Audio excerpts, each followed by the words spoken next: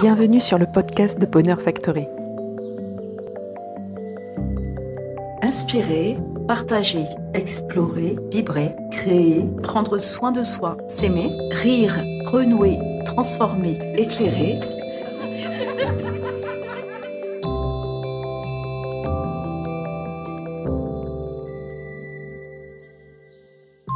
Pour Marion Fauré, cofondatrice de l'association Bonheur Factory, ressentir ce lien qui nous unit avec le vivant, voir la beauté en toutes choses, être à l'écoute des enseignements de la nature, c'est retrouver le chemin qui nous relie à notre terre intérieure. Elle vous propose d'aller à la rencontre de ces humains inspirants qui explorent et redessinent ces liens oubliés et qui nous invitent à observer le monde avec attention pour réveiller la nature qui est en nous.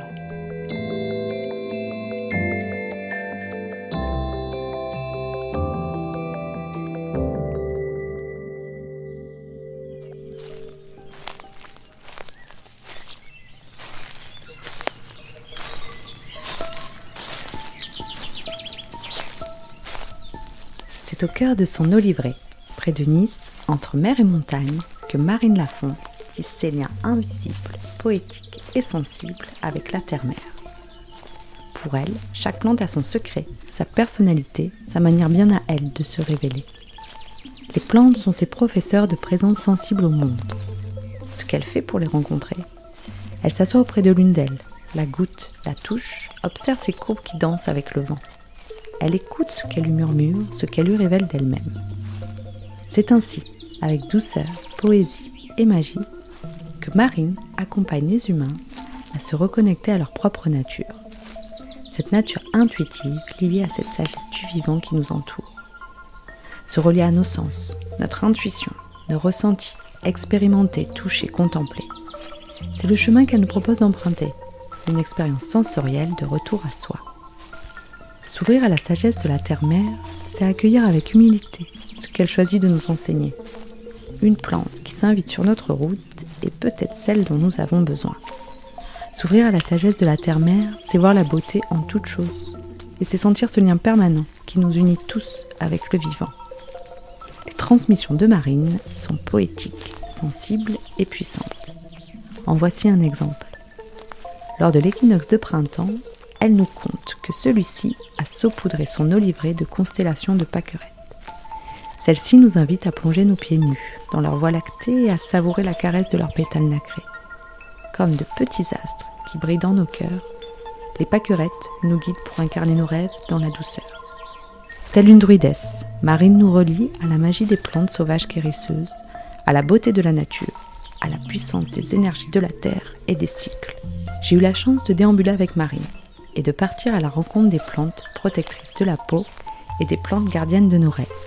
Des transmissions généreuses et délicates qui nous invitent à retisser ce lien oublié avec le monde végétal et la médecine de la terre. Comme une évidence et touchée par le message que Marine diffuse, nous avons souhaité partager cette rencontre avec vous. Je vous invite à écouter ce que les plantes sauvages, la terre et les cycles nous murmurent depuis toujours. Reportage à distance avec Marine Lafont, créatrice de la cueilleuse sauvage, âme sensible, poétique, messagère du vivant et protectrice de notre terre maman.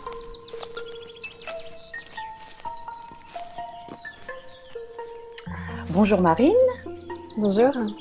Je suis très heureuse que tu aies accepté d'être notre invitée sur cette émission podcast et je suis très enthousiaste à l'idée de partager ton message avec nos auditeurs, à qui d'ailleurs tu as réservé une très jolie surprise à la fin de l'émission. Et il nous tarde de pouvoir la partager avec eux. Tu as toujours été passionnée par les plantes, par l'herboristerie, la cuisine végétale. Tu étais aussi très sensible sur tous les aspects de l'agriculture raisonnée et consciente, et finalement plus largement sur ce que la nature a à nous apprendre. Il y a quelques années, ton rêve d'autonomie et d'harmonie avec le vivant t'a donné l'élan de partir à la découverte d'initiatives inspirantes à vélo en France avec ton compagnon. Et il semblerait que l'univers ait entendu ton vœu, puisque cette route nous a conduit à rencontrer la terre sur laquelle vous vivez aujourd'hui. Une Olivet nichée entre mer et montagne. Cette terre, tu as pris le temps de la rencontrer, de la connaître, et tu as poursuivi aussi ton apprentissage auprès des plantes et des éléments naturels au cœur de celle-ci. tu avais un fort désir d'en apprendre encore plus sur celles qui t'accompagnent chaque jour, comme tu aimes le dire. Et ça t'a amené à compléter tes explorations autour du végétal et du vivant en te formant à l'école lyonnaise des plantes médicinales. C'était une façon pour toi aussi d'élargir ton spectre de transmission en herboristerie, en phytothérapie et en chimie du végétal. Il y a 1 an, tu as créé le projet de la cueilleuse sauvage. Tu avais très envie de proposer des ateliers et des retraites autour de la cuisine végétale et la découverte des plantes médicinales. Tu m'as confié que lorsque le confinement s'est présenté à nous, tu t'es interrogée sur une façon finalement de continuer à transmettre une approche sensorielle à distance, un sacré challenge pour ne pas rompre la connexion au vivant pour les personnes que tu as accompagnées. Et ça a germé en toi cette idée de proposer les déambulations en ligne à la rencontre des plantes sauvages guérisseuses. Ton souhait, c'est de créer ces espaces de rencontre sensibles entre les plantes et les participants à travers la confection de soins naturels ou de préparations gourmandes. Donc Marine, on va débuter cette déambulation ensemble avec cette première question. Lorsque tu pars à la rencontre des plantes, tu dis être guidé, protégé et entouré. Est-ce que tu peux nous parler de ces liens que tu as tissés avec le végétal, les éléments et même les cycles naturels et surtout la manière dont ils peuvent s'exprimer concrètement? Alors oui, c'est vrai que quand je suis dans la nature, même quand je suis toute seule, je me sens vraiment guidée et protégée par ce lien justement très sensible et intime que j'ai pu tisser avec le monde végétal. Comme tu le disais bien en introduction, j'avais vraiment ce lien dès ma petite enfance. Quand j'étais petite, je disais à ma mère que j'avais envie de travailler avec les plantes. Donc, il existait en moi. Mais après, j'ai grandi en ville et ce lien était très intellectualisé. C'est-à-dire que j'avais énormément de livres sur les plantes. Donc, je lisais beaucoup de choses autour des plantes. Et je me suis rendu compte que finalement, je n'avais pas ce lien au terme de relation intime avec le végétal. Et c'est à partir du moment où j'ai commencé à vivre en pleine nature que j'ai commencé justement à rencontrer les plantes chaque jour, à discerner aussi que chaque plante a sa personnalité, chaque plante a sa manière bien à elle de se révéler, que j'ai senti que on avait en fait finalement un lien fort entre nous. Alors forcément, il y en a certaines qui me parlent plus que d'autres. Il y en a certaines avec lesquelles j'ai tissé plus de liens qu'avec d'autres. Mais en tout cas, c'est vrai que quand je suis dans la nature, je sens tout ce monde végétal et toutes ces différentes plantes qui me parlent d'une certaine façon et qui me révèlent aussi à moi-même d'une certaine façon. Donc c'est en ça que je me sens protégée et guidée.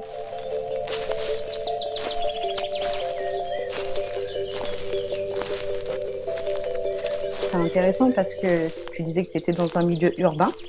Et justement, quelles ont été pour toi les étapes qui t'ont conduit aujourd'hui à pouvoir dialoguer ainsi avec la nature?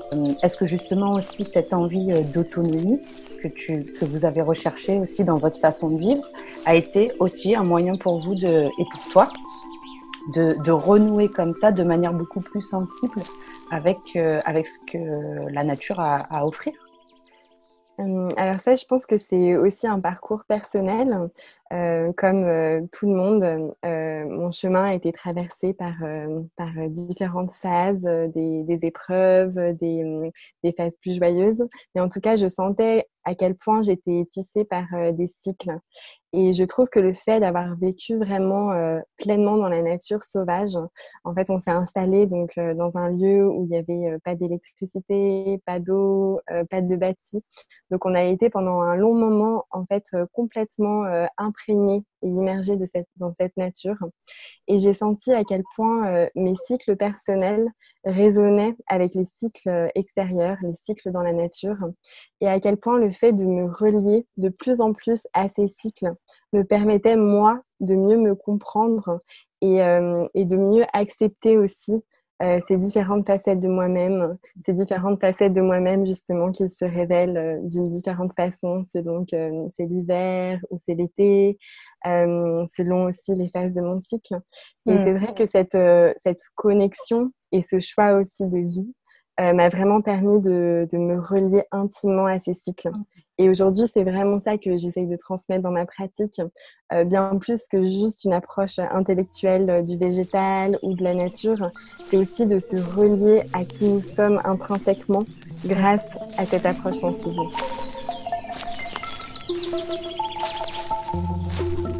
Oui, c'est ça d'ailleurs qui est très intéressant dans ta manière de le transmettre et de toute cette partie intuitive qu'on va pouvoir développer un petit peu après ensemble. Et ce qui était très intéressant aussi dans la manière dont tu présentes les choses et dont tu en parles, c'est que, comme tu le dis, il y a une notion d'interdépendance aussi avec l'environnement dans lequel on est. Tu parles même d'une coévolution millénaire avec les plantes. Est-ce que tu peux nous expliquer ce qu'on aurait donc oublié ? C'est vrai que j'aime bien parler de ça parce qu'on oublie parfois que les plantes sont nos plus vieilles compagnes. En fait, les plantes nous ont accompagnés pendant toute notre vie, notre existence humaine sur Terre. Et c'est vrai que c'est grâce aux plantes qu'on s'est nourri, c'est grâce aux plantes qu'on s'est soigné, c'est grâce aux plantes aussi qu'on a confectionné nos vêtements, qu'on a confectionné nos maisons. Donc, on doit la vie en fait à ce règne végétal. Et je trouve que c'est très important de revenir, se souvenir justement de ce lien intime qu'on a avec elle et se souvenir qu'on a en nous la capacité justement de créer ces liens. Aujourd'hui, peut-être que pour les personnes qui vivent en ville, qui sont loin du monde végétal, tout ça paraît très très loin et pourtant tout ça fait partie de notre mémoire d'humain. Tout ça est intrinsèquement en nous. Et justement, j'invite à retrouver ce lien que l'on connaît finalement, mais qu'on a un peu oublié en quelques générations finalement. Ça fait pas très longtemps qu'on a oublié ce lien. Donc c'est retrouver cette capacité de tisser ces liens forts avec les plantes.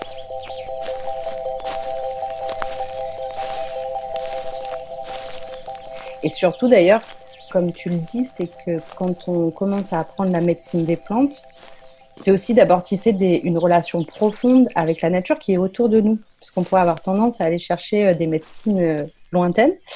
Alors qu'au final, la première étape, parce que c'est pas de justement découvrir son écosystème proche, et pourquoi aussi ce serait si essentiel de s'ancrer, de se relier à la nature qui nous entoure. Alors ça, c'est une très bonne question parce que c'est vrai que souvent, je vois que beaucoup de gens se relient aux médecines naturelles par des plantes qui viennent de très très loin.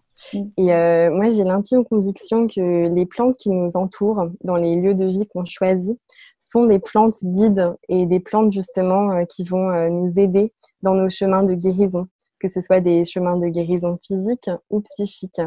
Et je suis vraiment persuadée que justement, en prenant le temps de découvrir les environnements naturels qu'on a autour de nous, en prenant le temps d'observer justement et de se rendre compte aussi de l'abondance qu'il y a autour de nous. On a souvent tendance justement à projeter une abondance ailleurs en se disant qu'il y a plus de plantes médicinales en Amazonie ou en Asie, alors même que notre nature, elle est très très abondante et que déjà avec quelques plantes guérisseuses qu'on a ici en France, dans beaucoup de régions, des plantes qui sont finalement des plantes très très communes, on peut déjà soigner énormément de choses. Et ce que j'invite dans mon approche, c'est vraiment de tisser ces liens avec seulement quelques plantes, des plantes qui nous entourent et des plantes avec lesquelles on va pouvoir tisser une relation parce que justement, elles nous entourent. Donc, on va pouvoir aller les voir, les goûter, les sentir, voir aussi ce qui se passe peut-être quand on interagit avec elles, quand on s'assoit auprès d'elles. Donc, il y a tout ça dans ma pratique qui est vraiment intimement lié au local et à ce qu'on a autour de nous. Il y a des phytothérapeutes qui disent justement que les plantes qui sont dans nos jardins sont les plantes qui peuvent nous guérir. Donc, c'est aussi retrouver ce lien fort avec les terres qui sont autour de nous. Et je trouve qu'on parle souvent aussi de guérir la terre. Donc, c'est quelque chose qui est vraiment magnifique et c'est une notion qu'on entend de plus en plus. Mais parfois, c'est très, très abstrait parce que la terre, c'est énorme et nous, on a notre petite incarnation physique et notre petite échelle. Et justement, se dire que déjà, en se reliant aux terres qui sont très, très proches de nous, en se reliant au végétal très proche de nous, on est déjà en train de commencer un chemin de guérison. Donc déjà commencer par là. Oui. Voilà ce que je défends dans ma pratique. c'est ça qui est aussi génial parce que tu sensibilises aussi beaucoup les gens, même dans les préparations que tu proposes, de justement utiliser des sels qui sont proches de nous, utiliser des huiles qui sont proches de nous et d'être vigilant justement à la manière aussi dont on peut appréhender toutes ces préparations et tout ce qu'on peut faire, et avec cette idée d'être vraiment ancré là où on est, puisqu'au finalement c'est déjà très important de faire ça autour de nous, et comme tu dis, ça a déjà beaucoup de puissance, et notamment dans les enseignements que tu proposes, tu parles aussi de l'importance de la cueillette en conscience. Est-ce que tu peux nous expliquer ce que c'est ? Oui, alors c'est vrai que c'est vraiment quelque chose de très central dans ma pratique, justement pour sortir de cette approche utilitariste de la plante que je ressens souvent dans cette phytothérapie moderne qui s'installe aujourd'hui, où on a l'impression qu'une plante, justement, correspond à un symptôme et qu'on oublie que d'abord, il y a relation. Donc, il y a relation entre une humaine, un humain et une plante. Et moi, ce que je dis toujours, c'est de dire, on n'est pas là pour prendre la plante, on est là vraiment pour la rencontrer. Et quand je pars en cueillette, je pars toujours en faisant une méditation où je pose mes intentions que j'ai pour cette cueillette, l'intention aussi de rencontre avec la plante que je souhaite cueillir. Et puis, quand j'arrive à la plante, j'aime passer du temps avec elle justement pour me relier à elle, me relier à son énergie et sentir à quel point cueillir avec soin et respect, c'est déjà une médecine en soi. Souvent, on a l'impression que en ingérant des plantes, en prenant les médecines, c'est là qu'on se soigne. Pour moi, on se soigne déjà en allant vers la plante avec cette intention, avec ce soin du cœur, avec cette ouverture du cœur, et pas que retomber encore une fois dans une relation purement utilitariste où on a besoin de quelque chose, donc on arrache la plante à son milieu. Voilà ce qui m'anime beaucoup. Et donc, voilà ce que je transmets. Donc, c'est vraiment s'asseoir auprès de la plante, prendre un temps pour méditer avec elle, poser des intentions claires de guérison, soit pour soi, soit pour les êtres pour lesquels on fait des cueillettes. Et puis, demander la permission aussi à la plante de l'accueillir. Et s'ouvrir aussi au message de la plante. C'est vrai que beaucoup de gens ont l'impression qu'ils ne peuvent pas justement recevoir des messages des plantes. Et moi, je les invite vraiment à se faire confiance, à ouvrir l'espace du cœur pour recevoir aussi des messages qui arrivent souvent de façon très naturelle finalement. C'est ça qui est très joli dans les enseignements aussi que tu proposes, c'est que se relier au vivant, et c'est ce que tu viens d'exprimer, comme tu le dis, ça implique d'ouvrir son cœur, d'intensifier son attention et sa présence au monde, et justement de travailler cette intuition dont tu parles beaucoup aussi, et cette reconnexion à l'intuition, elle est parfois difficile pour certains, puisque du coup on intellectualise beaucoup, même dans ce processus de cueillette sensible, tout de suite on va se dire ok, qu'est-ce que je dois demander, comment je dois faire, si j'entends pas la réponse, etc.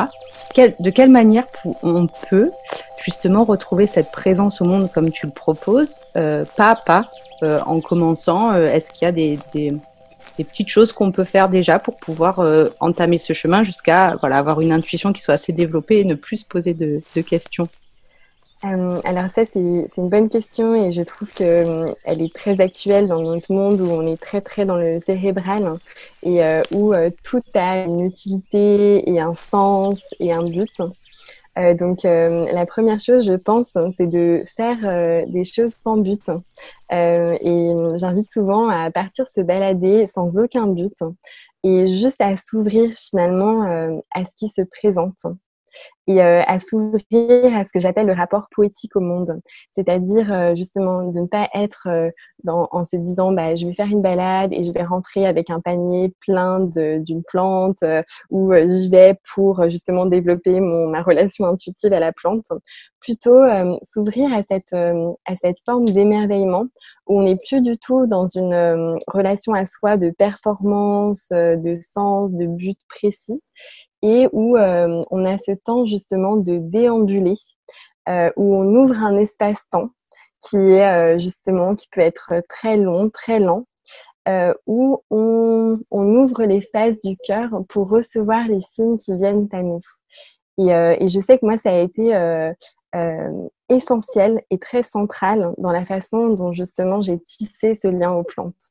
Je ne sais pas combien d'heures j'ai passé à me promener, à parfois me perdre dans certains coins de ma montagne et de sentir ce temps long qui me traverse, qui me permet justement de ressentir des signes, de capter quelle plante m'attire sur mon chemin. Peut-être que ça va pas du tout être la plante que je pensais récolter, mais celle qui m'attire sur mon chemin, c'est justement celle sûrement qui me délivre des messages qui vont être clés dans mon chemin de guérison, dans mon chemin justement, dans mon cheminement d'incarnation sur cette terre. Donc, c'est comme ça que je vois les choses. Donc, la première chose, c'est essayer. Bon, c'est pas forcément évident parce qu'on a lâcher été prise. conditionné par ça. Mais essayer de lâcher prise. Et après, comme tu sais, Marion, dans ma pratique, il y a aussi beaucoup la méditation. Et je trouve que justement, de prendre un temps, rien que de prendre 5 minutes pour juste se relier à notre souffle, se relier à l'instant présent, c'est aussi une formidable façon d'ouvrir son cœur, d'ouvrir son intuition et de lâcher un petit peu le mental. Après, je suis pas du tout en train de dire que le mental est négatif et qu'il faut absolument le lâcher. Enfin, je trouve qu'il y a aussi beaucoup ce complexe aujourd'hui d'être dans le mental. C'est un juste justement équilibre à trouver. Oui. Voilà, c'est ça. Parce que parfois aussi, par des données très très scientifiques, on arrive aussi à capter des choses de la plante. Donc, c'est aussi se dire que on peut révéler les différentes facettes de nous-mêmes pour rencontrer le végétal et que ces différentes facettes vont nous permettre d'avoir différentes relations et différentes formes de perception du végétal.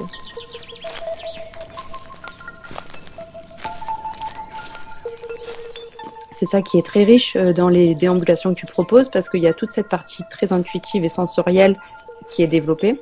Mais il y a aussi, tu apportes beaucoup aussi de notions sur les bienfaits que ça peut apporter à notre corps et justement toute la chimie du végétal.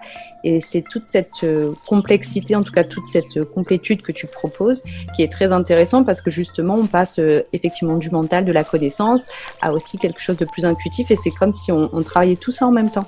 Donc c'est ça qui est assez intéressant parce que surtout avec les plantes, des fois on peut être un petit peu freiné pour aller sur cette connaissance-là parce qu'on a la sensation qu'il y a beaucoup trop de connaissances à avoir, beaucoup trop d'informations et ça peut nous freiner. Et la manière dont toi tu l'abordes nous permet de nous reconnecter simplement petit à petit en prenant déjà une plante, en apprenant sur elle. Et c'est ça qui est très intéressant. Et justement, tu dis que les fleurs et les plantes nous enseignent à prendre soin de nous. Mais de quelle manière, en fait, elles nous sensibilisent à cela ? Donc, cette question, elle est magnifique parce qu'elle nous renvoie justement au lien avec nos sens que nous permet justement la rencontre avec les plantes. Les plantes, en fait, elles nous invitent à développer une approche sensorielle. Tout à l'heure, on parlait justement de l'approche scientifique qui nous donne aussi des notions sur les plantes. Mais c'est vrai qu'en développant nos sens, on va souvent capter des choses de leur médecine. Et je trouve qu'en développant nos sens, on apprend aussi à prendre soin de nous. On apprend à être plus à l'écoute de notre corps, mais à justement ouvrir toutes ces perceptions sensorielles, tous ces outils formidables de notre corps, que sont tous nos sens, pour justement rentrer en relation avec le vivant, mais rentrer aussi en relation avec nous-mêmes.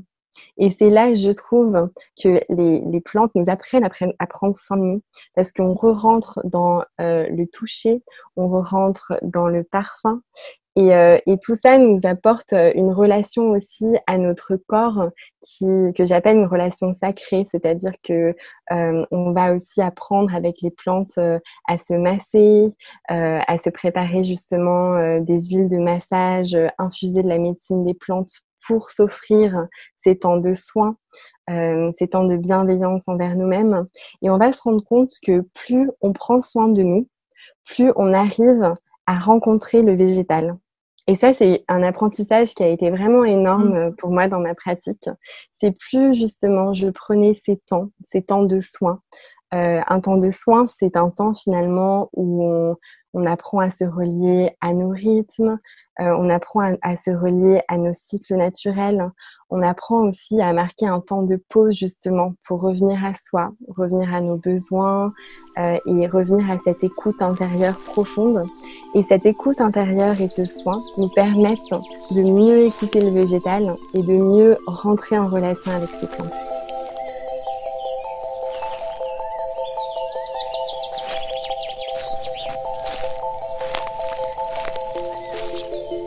Il y a un vrai dialogue finalement entre même la sagesse que les plantes ont à nous transmettre, que ce soit dans la vulnérabilité, leur force, leur faiblesse, qui fait complètement écho, comme tu dis, à nous aussi. Donc, être attentif à ce qu'elles ont à nous apporter, c'est être attentif à ce qui se passe à l'intérieur de nous. Et ce dialogue-là nous permet petit à petit de se remettre en harmonie déjà en soi, et après, du coup, d'être facilement en harmonie avec tout ce qui nous entoure. C'est ça.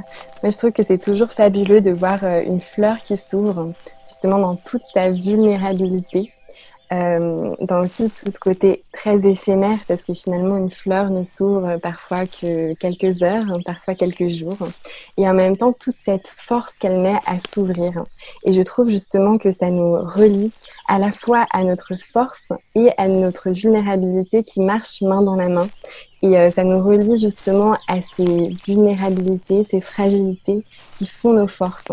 Et je trouve que c'est assez extraordinaire justement de se relier aux fleurs. Et c'est pour ça que j'aime beaucoup la saison du printemps, parce que c'est une saison où on se relie très très fort aux fleurs, parce qu'elles nous apprennent ça, à éclore au monde avec toutes nos fragilités, toutes nos vulnérabilités, et à les accepter pleinement pour justement ouvrir notre cœur au monde et s'ouvrir au monde tel que nous sommes.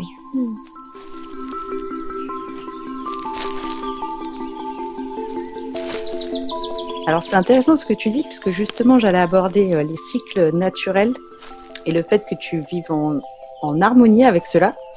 Et justement, si tu pouvais nous partager une saison qui t'enchantait le plus, et ce que tu viens de faire. Et est-ce qu'il y aurait une médecine aussi pour toi, en tout cas celle qui te touche le plus, que tu aimerais partager avec nous?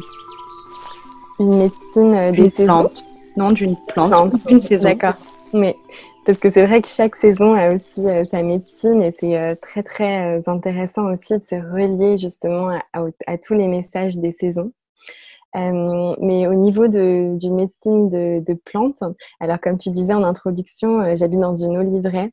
Donc c'est une oliveraie qui est magnifique parce que c'est des oliviers centenaires, donc des oliviers qui ont un ancrage et une force assez incroyable.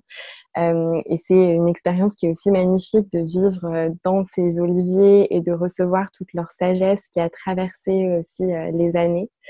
Et j'ai la chance justement de vivre dans un coin de nature sauvage. Donc il y a énormément de plantes sauvages qui poussent sous mes oliviers. Et donc je prépare avec beaucoup beaucoup de joie des macérations solaires, donc des macérations de plantes médicinales qui poussent en sauvage sous mes oliviers, dans de l'huile d'olive de ces oliviers centenaires. Donc c'est vraiment une joie de faire cette médecine, parce qu'il y a vraiment une vraie symbiose entre l'huile d'olive, ces oliviers, et les plantes qui décident par elles-mêmes de pousser sous ces oliviers. Donc ça, je pense que c'est un de mes soins favoris que j'aime vraiment beaucoup faire. Et c'est un soin qui demande du temps aussi, parce qu'en fait, on va laisser les plantes infuser dans l'huile pendant un certain temps pour justement que l'huile capte progressivement toute la médecine des plantes, avec la médecine de l'huile d'olive qui, comme tu le sais, est une médecine qui est magnifique, parce que l'huile d'olive a énormément de propriétés aussi pour notre corps.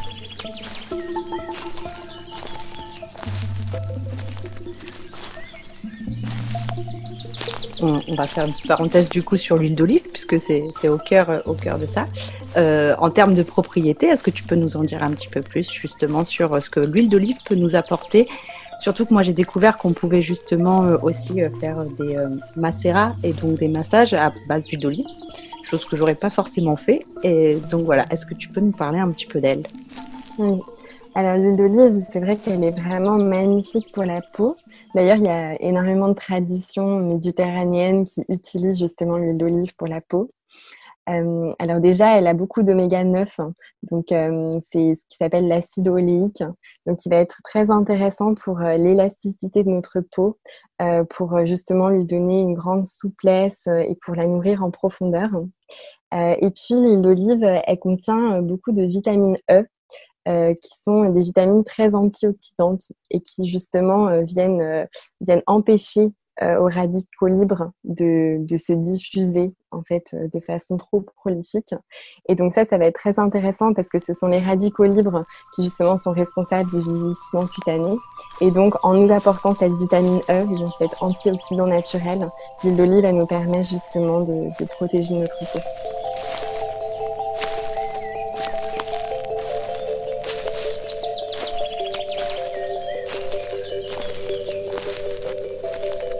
Justement, toi, tu as la chance de pouvoir être en contact avec ces plantes sauvages tout le temps, et donc du coup de proposer et de faire toutes ces médecines.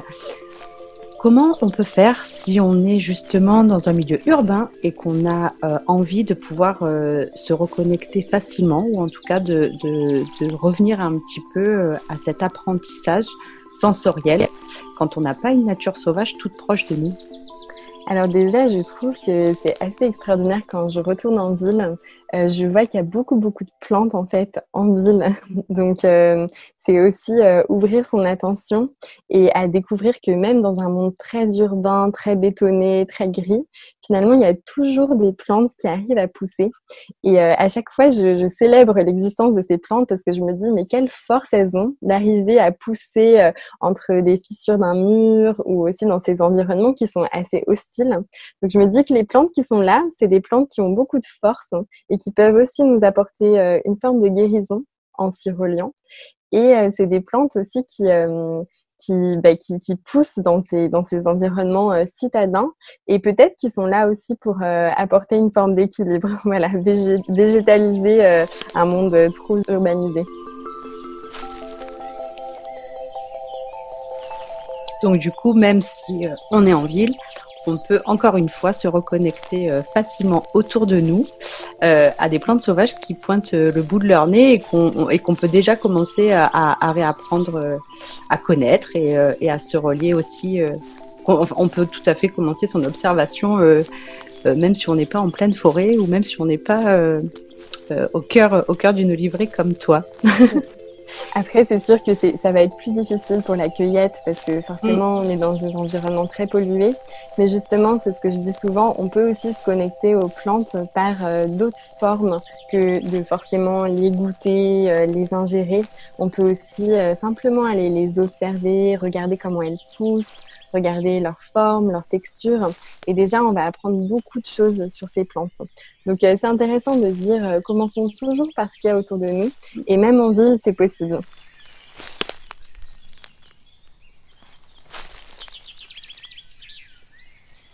Marine, si tu avais 2 plantes guérisseuses à partager avec nos auditeurs, lesquelles seraient-elles et pourquoi?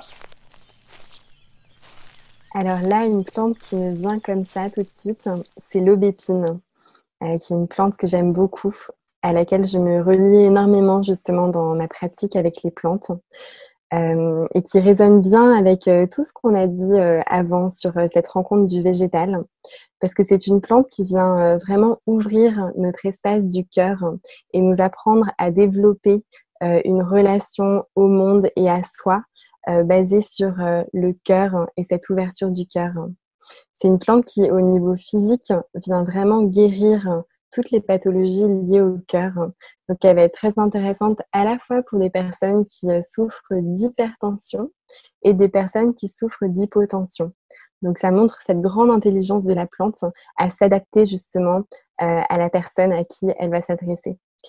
C'est aussi une plante qui va ouvrir les cœurs des personnes qui sont blessées, qui ont justement ces problèmes de cœur, des problèmes liés plus à l'émotionnel. Donc c'est une plante qu'on dit rafraîchissante, qui a un tempérament rafraîchissant et qui vient justement apporter toute sa fraîcheur à des personnes qui sont en souffrance, des personnes aussi qui ont des états de chaleur un peu trop vifs à l'intérieur d'eux.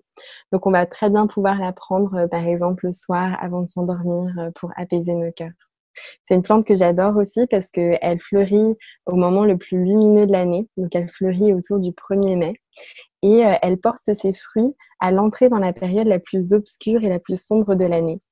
Et en fait, c'est une plante qui nous apprend à réconcilier notre ombre et notre lumière et à honorer justement ces parts d'ombre et ces parts de lumière qui font intrinsèquement partie de nous. Donc, c'est une plante à laquelle je me relie beaucoup justement, à la fois pour apprendre à voir dans l'invisible de la médecine invisible des plantes et à la fois aussi pour apprendre à relier toutes ces facettes de moi-même en moi et à les honorer.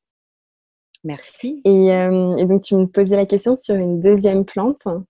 Et là, celle qui me vient aussi comme ça, c'est l'ortie. Donc, il y a une énergie complètement différente de l'aubépine.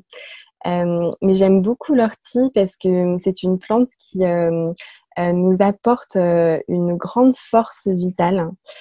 C'est une plante justement quand on a cette approche sensible et quand on commence à la sentir, on sent une odeur très très minérale. Et d'ailleurs quand on sent son infusion, on a l'impression d'une odeur presque de fer.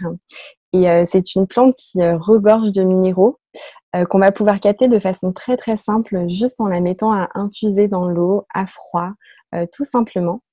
Et je l'aime beaucoup et surtout pour les femmes parce que souvent nous les femmes on a parfois des petits problèmes de carence en minéraux à certains moments de notre cycle et elle vient nourrir en profondeur notre être pour justement nous donner toute la force pour qu'après on puisse justement affirmer qui nous sommes dans nos vies et avoir suffisamment d'énergie et de puissance pour s'ouvrir et éclore comme une belle fleur au monde. Alors du coup, si l'ortie peut être un allié comme ça pour nous les femmes, ce serait plutôt sous forme de tisane qu'on pourrait la prendre ou de quelle manière on pourrait facilement du coup en faire notre allié? Oui, alors j'aime beaucoup pour l'ortie la forme d'infusion à froid. Ce qui est d'extraordinaire dans l'eau, c'est qu'elle arrive à capter énormément de minéraux. En fait, chaque solvant, donc que ce soit l'eau, l'alcool ou l'huile, capte différentes parties de la plante et différents principes actifs. Et j'aime beaucoup la forme de la tisane ou de l'infusion parce que c'est la forme la plus simple finalement et la plus accessible. Et l'eau capte tous les minéraux d'une plante. Donc pour l'ortie, c'est surtout ça qu'on va chercher à capter. Donc la forme eau va être la forme la plus adaptée. Et ce que je fais souvent, c'est que je mets mon ortie, donc fraîche ou sèche, dans 1 litre d'eau. Donc j'aime bien la mettre dans un gros bocal en verre le soir avant de me coucher. Et toute la nuit, l'ortie, elle va infuser dans ce bocal d'eau. Et en fait, petit à petit, par osmose, elle va relâcher tous ces minéraux dans l'eau. Et le lendemain matin, on pourra boire une infusion d'ortie qui est très gorgée en minéraux et justement commencer la journée avec toute cette vibration et toute cette vitalité de l'ortie.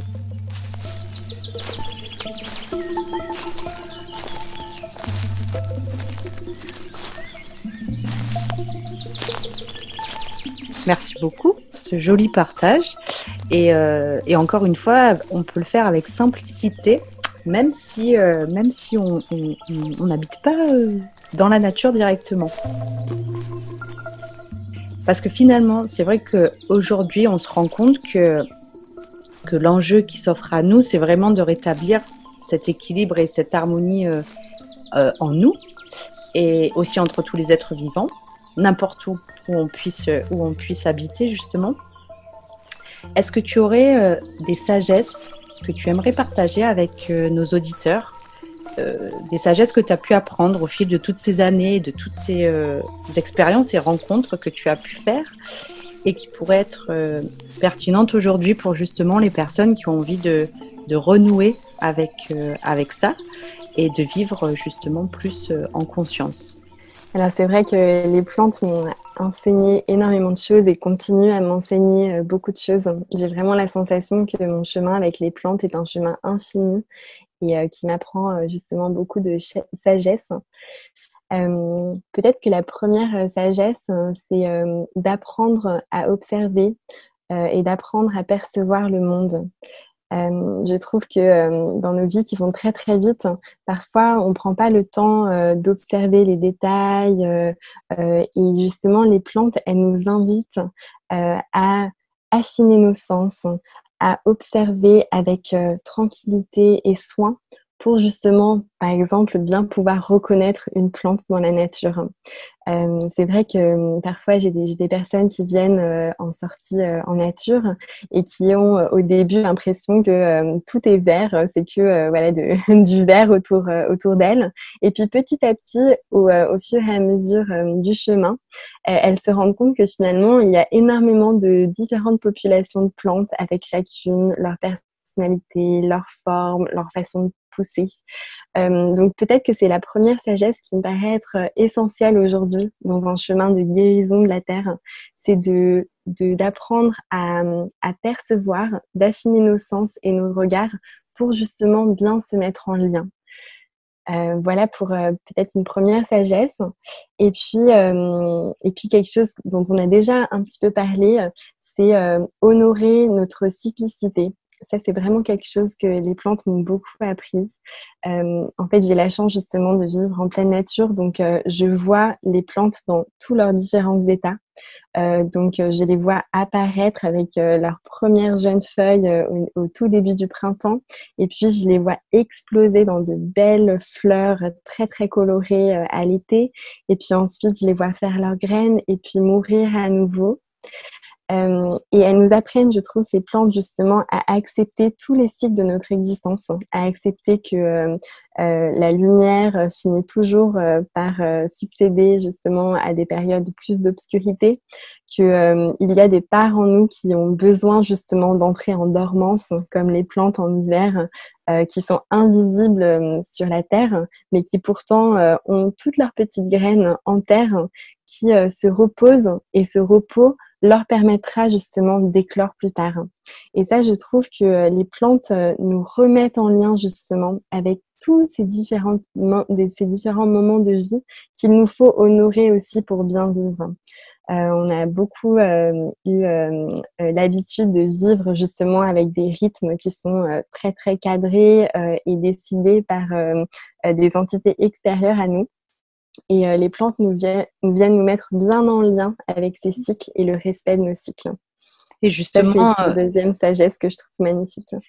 Et c'est vrai parce que du coup, l'harmonie dont on parle, cette harmonie qu'on recherche en nous, on peut justement trouver toutes ces clés en regardant la nature. Et quand tu parles des cycles, c'est vrai qu'on a aussi un chemin à faire pour se reconnecter à nos propres cycles qui sont en résonance avec ceux de la nature. Et rien que le fait déjà d'observer et de voir nos changements aussi au fil des cycles et comment on peut se comporter, c'est aussi un premier pas pour avancer sur cette reconnexion et ce lien qu'on a à faire avec nous, quoi. Et j'ajouterais juste une dernière sagesse que je trouve aussi merveilleuse, c'est de vraiment ressentir aussi comme chaque plante nous révèle d'une façon différente et révèle justement cette multitude de facettes que nous avons en nous. Un peu finalement comme une rencontre avec quelqu'un qui vient révéler certaines facettes de nous-mêmes et sentir à quel point on est intrinsèquement lié à la nature et que nous sommes nous-mêmes nature. On a tendance parfois à se mettre en dehors, mais pour moi, on est complètement la nature parce que justement, on sent qu'en se mettant en relation avec une plante en particulier, elle vient nous révéler sous certains aspects et elle vient nous inviter à cheminer sur certains aspects de nous-mêmes. Donc, je trouve que c'est vraiment magnifique aussi comme chemin de connaissance de soi pour pouvoir mieux se relier au monde et mieux honorer la terre. Et c'est là où on découvre justement toute la dimension de l'enseignement qu'elles ont à nous transmettre aussi, puisque c'est un très joli miroir qu'elles nous renvoient dans cette connaissance de nous-mêmes.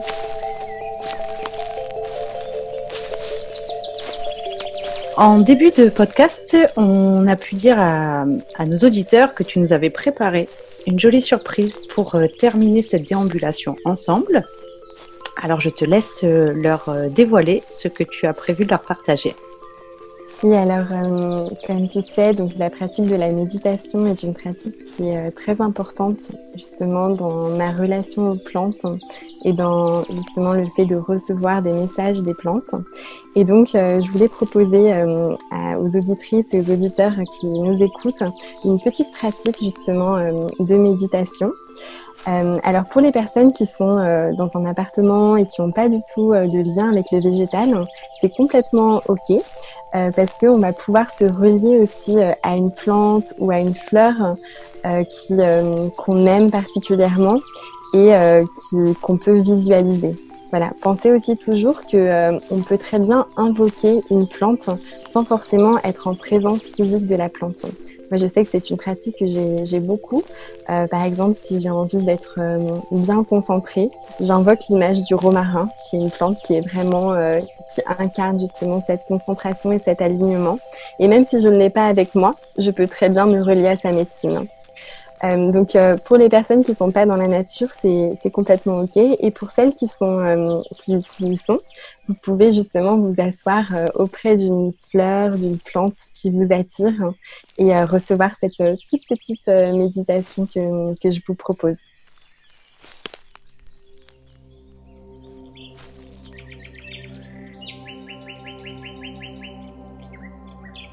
Voilà, donc pour ceux qui le peuvent, soyez en présence d'une plante. Pour ceux qui ne le peuvent pas, visualisez une plante qui vous touche particulièrement, avec laquelle vous avez peut-être un souvenir d'enfance, avec laquelle vous avez un lien en tout cas.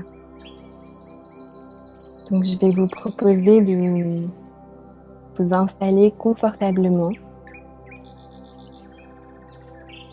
et prendre le temps de visualiser cette fleur, cette plante que vous avez choisie. Et prenez le temps d'observer ces détails,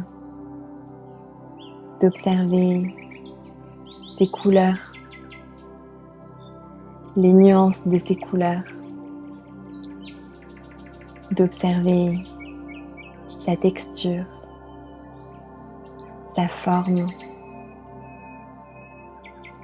Observez tout simplement comment elle se présente à vous. Et puis, vous pouvez inspirer son parfum et observer comment son parfum vient à vous. Et puis, peut-être que vous sentez venir à vous des sensations, des images, des pensées, des émotions qu'amène en vous la présence ou la visualisation de cette plante. Accueillez-les. Accueillez-les avec votre cœur, sans aucun jugement. Accueillez-les tout simplement, ici et maintenant. Et puis, si vous ne le faites pas encore, vous pouvez juste fermer les yeux. Fermez les yeux et vous reliez à votre souffle, à ce souffle qui vous accompagne tout au long de votre vie. Prenez un grand inspire et à l'inspire, visualisez cette fleur, la fleur que vous avez choisie, logée au niveau de votre cœur. Prenez un grand inspire et visualisez cette fleur qui s'épanouit au niveau de votre cœur. Et puis, à l'expire, visualisez-la prendre encore plus de place au niveau de votre chakra du cœur et ressentez tout le bien-être, toute la gratitude que cette plante amène au niveau de votre cœur. Inspirez à nouveau et visualisez ces pétales qui s'étendent, qui s'ouvrent, qui prennent toute la place de votre cœur, avec une infinie bienveillance, une infinie gratitude, une infinie douceur. Et expirez,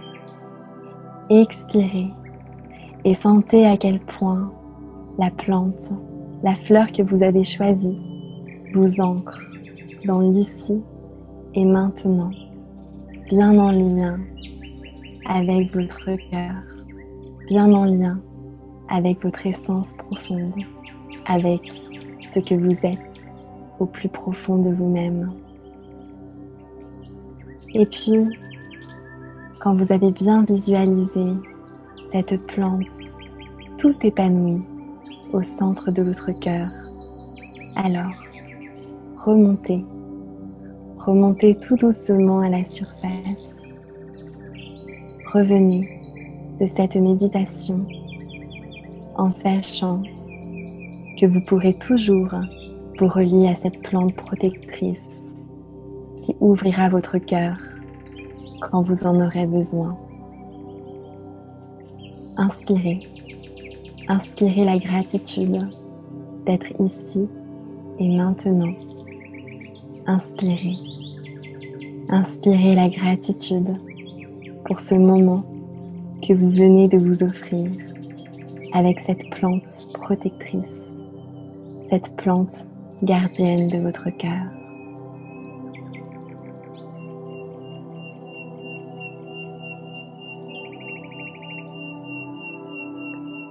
Merci Marine. Merci à toi Marine. Merci infiniment d'avoir partagé avec nous toute la magie et la poésie qui t'anime et qui participe grandement à nous éveiller à la beauté du vivant.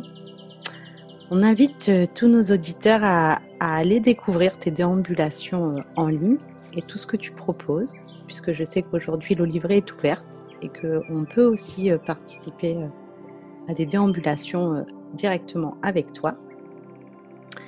Et on les laisse aussi te découvrir et se laisser enchanter par les enseignements des plantes sauvages que tu proposes et que tu transmets.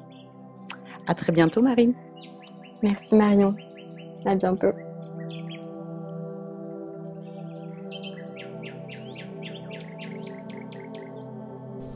Si vous souhaitez déambuler avec Marine, retrouvez ses ateliers et retraites sur son site lacueilleusesauvage.com.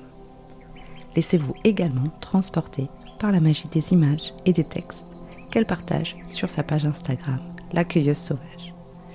Vous pouvez également retrouver toutes ces informations dans la description du podcast.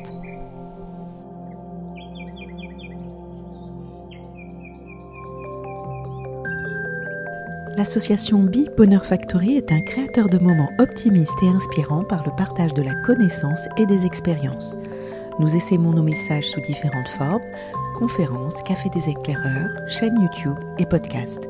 Vous pouvez nous suivre sur notre site et nos réseaux sociaux en saisissant simplement Bonheur Factory.